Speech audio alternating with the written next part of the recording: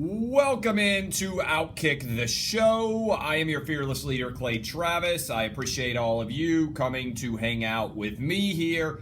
Going to try to get you a Friday edition of the show in. As always, we are brought to you by sportsbookreview.com. I'd encourage all of you to go check out sportsbookreview.com when you get the opportunity to make sure you get the best possible deal when it comes to gambling. I've got a lot of gambling picks for you. I hope all of you are having a fantastic day wherever you may find yourselves across this great nation or across this great world. I, right now, am in LA getting ready to go do Lock It In live from the Fox lot. I've been in LA all week, been a little bit of a messy schedule, which is why I haven't been on every single day. So I appreciate all of you for coming and hanging out here this Friday. Sportsbook Review, I also want to tell you, check out my friend Ryan Kelly.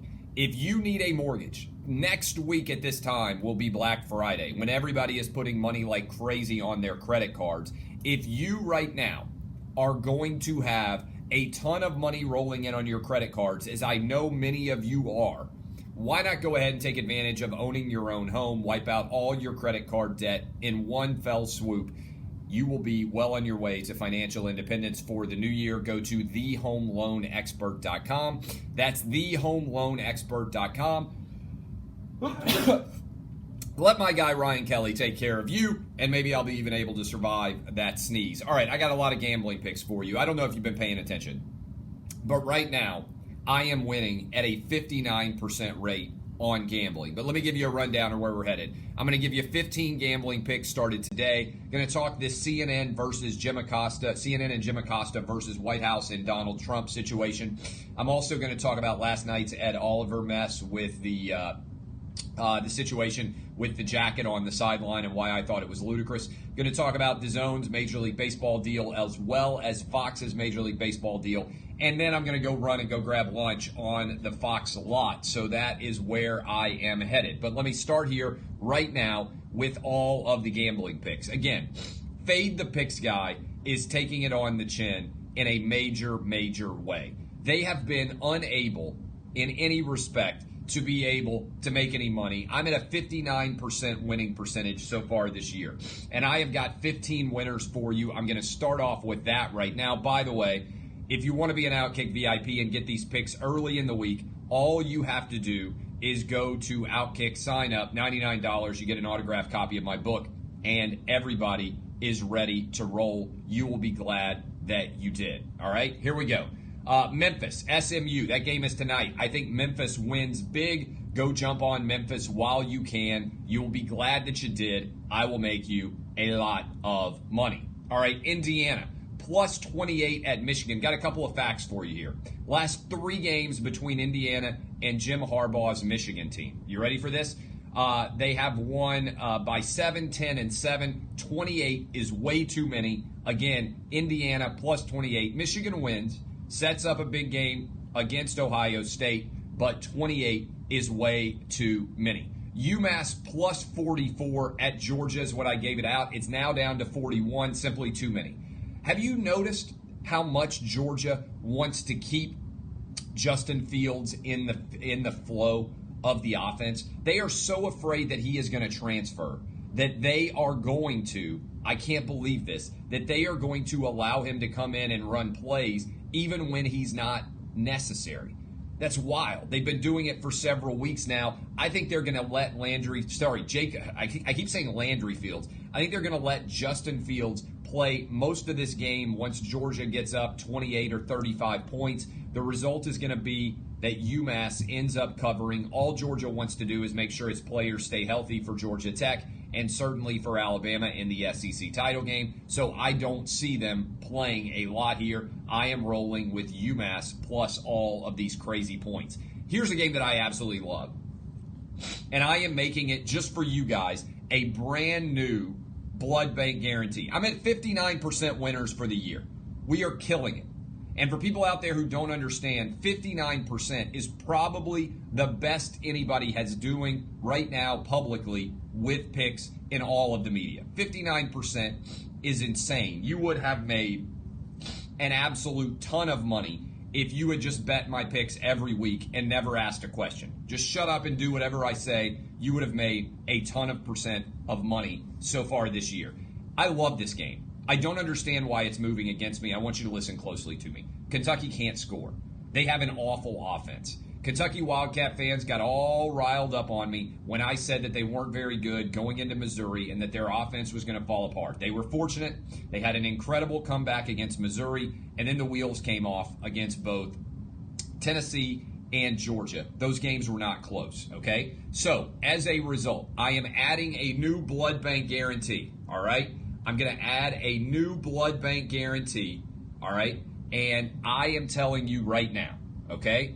The blood bank guarantee, this line is crazy. The line has gone all the way out to MTSU plus 16. I think MTSU may actually win this game, okay? I think MTSU may actually win this game. Plus 16 is crazy. I also love the under here, 46. Here's what Kentucky's offense has done in October and November. I want you to listen closely to me here.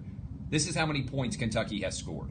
14, 14, 15, 17, and 7. They're averaging 13.4 points per game in October and November. This is a big bet for me. I've got a ton of money that I put down on this. I don't see how MTSU does not at least cover the plus 16. If you really want to get risky, put some money on the money line here for MTSU to win this game outright. I think Kentucky is falling apart as the season progresses. Liberty plus 28.5 against Auburn. Here's a simple answer. Auburn shouldn't be favored by this much against any FBS team. The offense has simply been too mediocre. They're only averaging 22.4 points per FBS game. And I'm telling you, not a good play. Somebody else just pointed out that all those points that I just mentioned, Kentucky's defense scored some of those points too, as well as the special teams. It's a good point. Even in the past couple of weeks, like the 15 points, 7 of those points were from special teams, right? When against Missouri, when they returned the punt for a touchdown. So it's a good point. It's not even the whole offense scoring them, but it's just a sign of how anemic the offense has been overall. So I loved 16. I love the 16. I'm stunned that the line went against it. I bet it at 14. I bet it at 15. I'm still betting it at 16. I expect it'll come back down a little bit, but if it keeps going up, I'm going to keep betting it.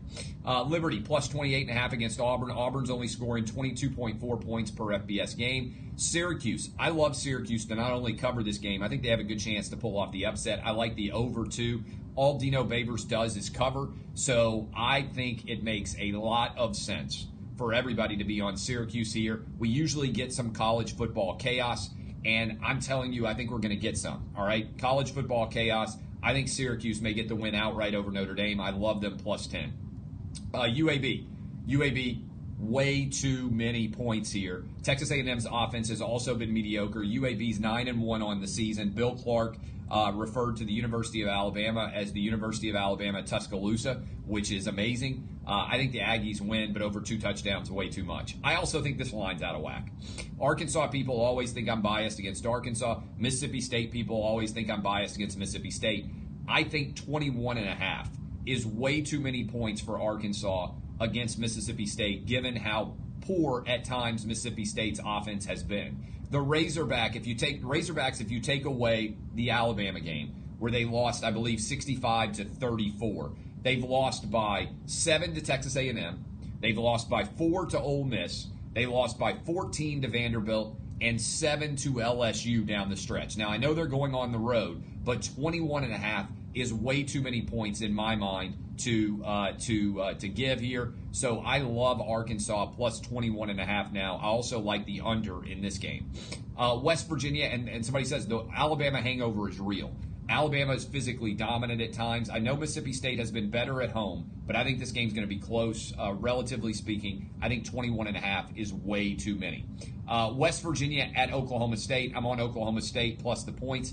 Wouldn't surprise me at all if Oklahoma State pulls off the upset here, but I love them plus 5.5. Kansas, I took the numbers. I took the underdogs. Underdog weekend here. I went plus 36.5 on Kansas against Oklahoma. I also took the over because Oklahoma's defense can't stop anybody. And finally, tapping the veins again, another blood bank. I gave you this out at 66. Vanderbilt against Ole Miss. The number I saw this morning is now out to 70. That's why you need to be an Outkick VIP. I'm telling you right now, it is the play to make. We are at 59% winners. That is all of my gambling picks. You can go check them out at outkick.com. All right, CNN versus the White House.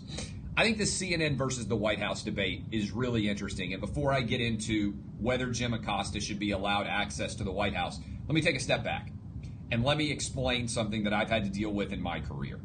For a long time, people did not want to credential me or anyone from Outkick because the SEC used to have an antiquated policy where you could only get credentialed and sit in the media in the press box if you had an opportunity to work for a print publication. That's somebody who gave out a print publication, right? It had to be printed.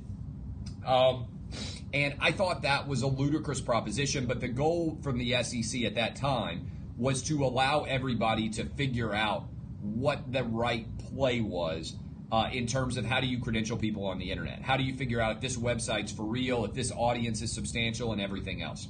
So I had to fight for it. And the reason why they fought so aggressively to allow every individual school to make a decision was because that way everybody had their own fiefdoms. So my position here is straightforward. That's the background for that. I now get credentialed. I don't have any issues at all. I believe that the White House should not be in the business of determining whether individual reporters are credentialed or not. What they should do is determine whether or not an organization meets their credentialable standards. If they do, then the individual media company gets the opportunity and the right to decide who they want to send there within reason. I don't believe that Acosta has moved outside the bounds, and I don't think that we should set the precedent of the White House making decisions about who's there from Fox News, who's there from CNN, who's there from MSNBC, who's there from the New York Times or Breitbart or anywhere else. And so I believe that the White House is fighting a battle that they're going to win in the public arena. I don't think they should win it from a legal perspective. I think that deciding that you're not going to allow individual reporters to attend events is wrong. And I think it's about controlling the narrative there, and I don't think it. Now, if you haven't ever been to any of these events, by and large, the purpose of having a White House press credential, I can guarantee you, is about access to people outside of the press briefings. Okay, I don't think you have the right to be called on in a press briefing. I don't think you have the right that you can force someone to call on you to answer a question. Just ignore him. Just don't allow him to ever ask a question. You aren't obligated for that.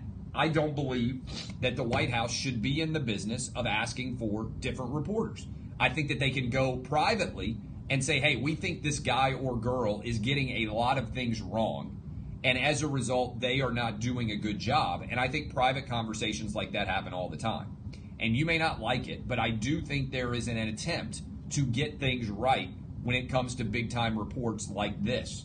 So I think politically Donald Trump wins because the media vastly overvalues itself and also its esteem in the larger universe of how these stories are covered. I think this is important, right? The media loves to talk about how no one likes Donald Trump and how low his approval ratings are.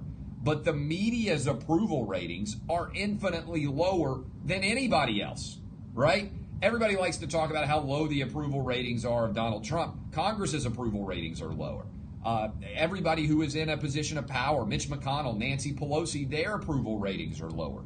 Right now, institutions of higher government and large institutions in general are in an era where they are not beloved and they are not held in high esteem.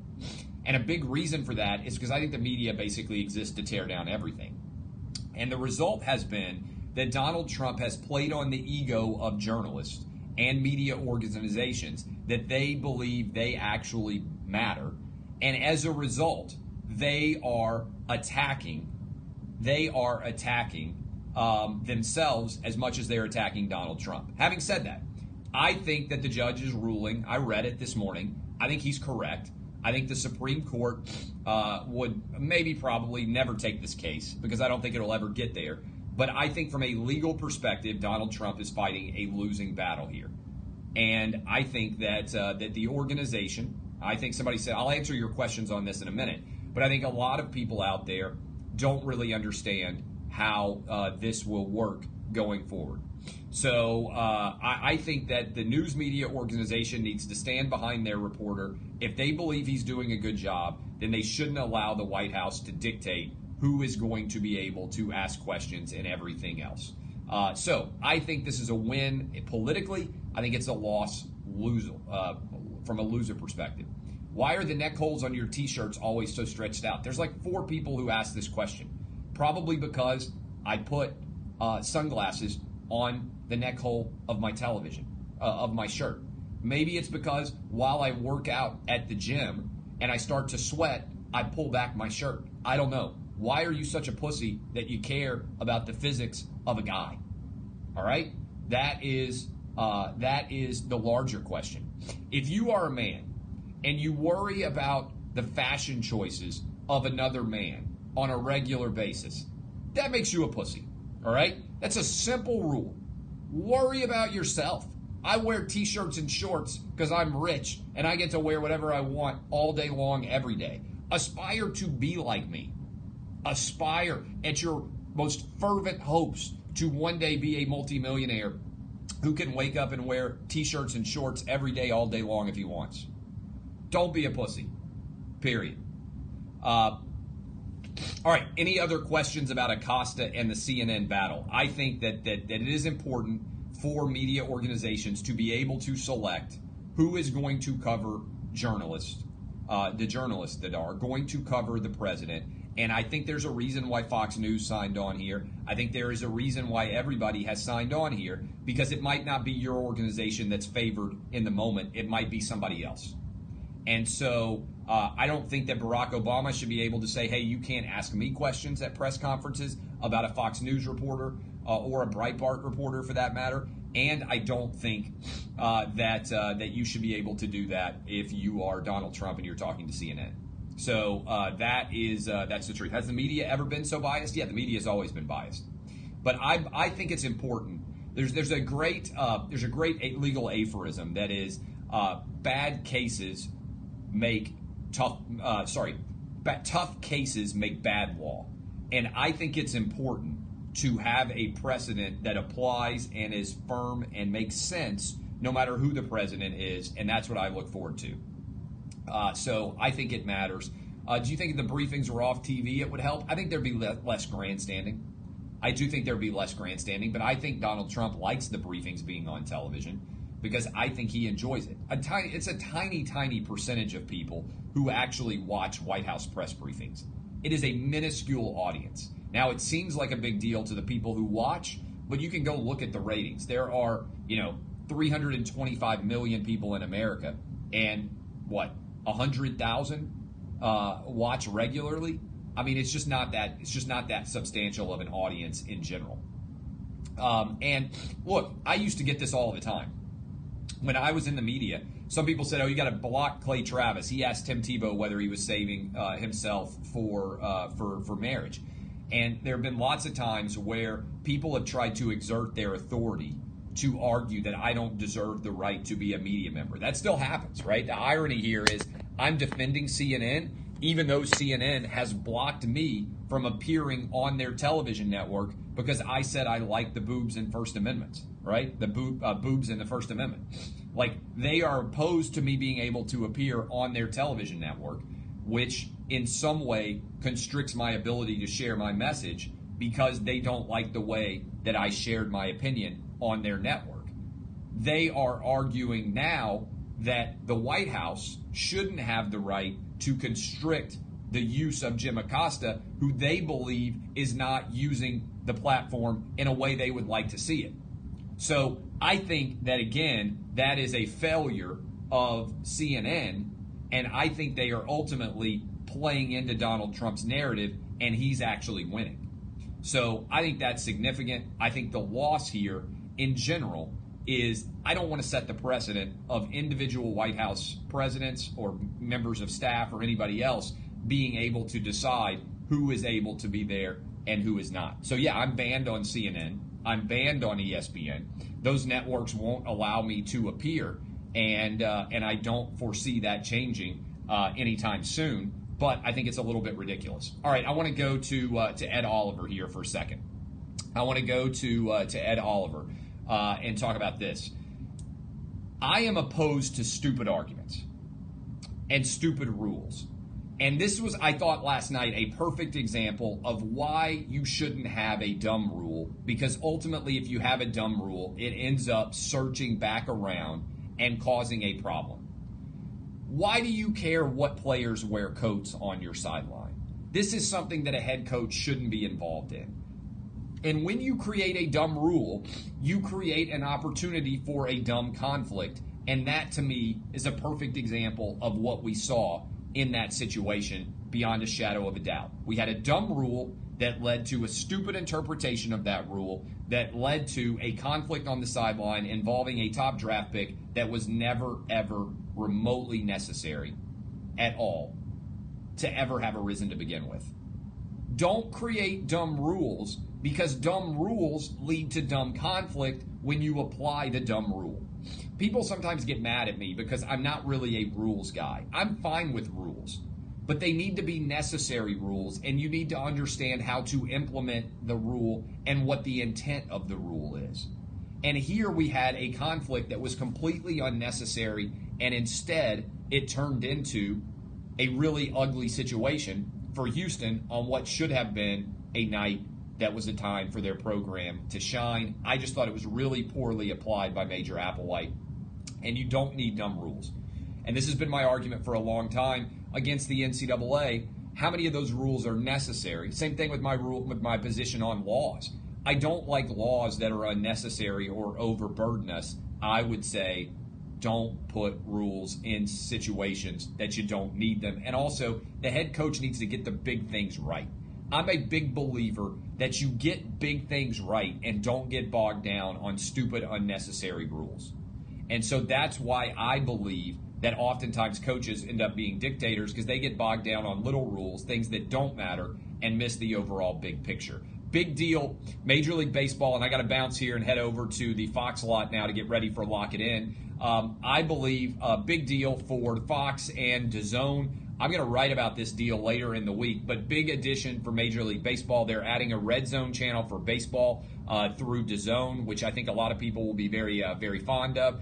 And also, I believe that Fox has gotten himself a big deal to lock up the World Series all the way through 2028. Love all of you. Hope we go 15-0 on the gambling picks. Get rich, kids. DBAP unless you need to SBAP. This has been Outkick the Show.